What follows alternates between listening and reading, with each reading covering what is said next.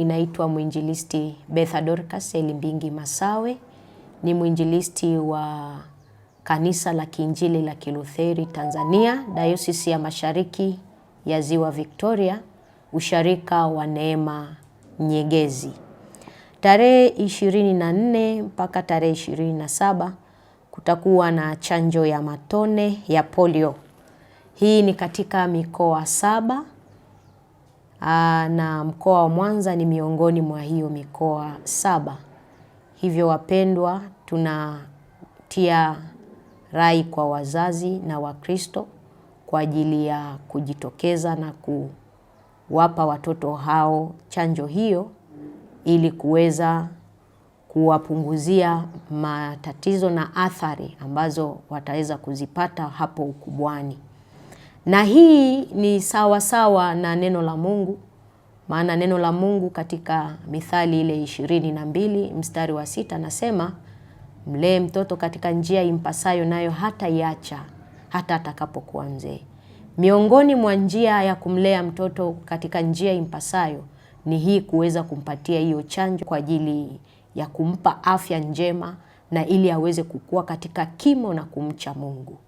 Lakini pia neno la Mungu linasema ya kwamba katika Hosea ile 4:6 kwamba watu wangu wanaangamizwa kwa kukosa maarifa. Maarifa yenyewe ni haya ambayo wanatoa, ambayo tunapewa kwa ajili ya kuwapa watoto wetu ambao ni chini ya miaka 10 kupata hiyo chanjo ili kuweza kuzuia kupata changamoto hiyo, kupooza, kupata ulemavu na hata kupelekea watoto wetu kufa. Kwa hiyo wazazi, karibuni kwa ajili ya kujitokeza. Tarehe 24 mpaka tarehe 27 watoto wetu wapate chanjo hiyo, tuwaokoe na vifo, tuwaokoe na ulemavu wa kudumu. Madhara ya kuto kupata chanjo hii ya polio ni inapelekea mtoto kuwa mlemavu wa kudumu na kupooza mwili na hata kupelekea kifo.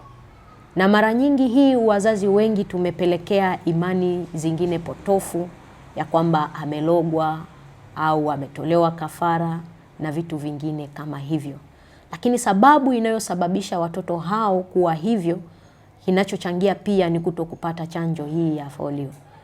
Mpendwa Mkristo, wapendwa, chanjo hii inasaidia watoto kuto kupata na changamoto tofauti na kuwapeleka katika waganga, kuwa na mawazo potofu.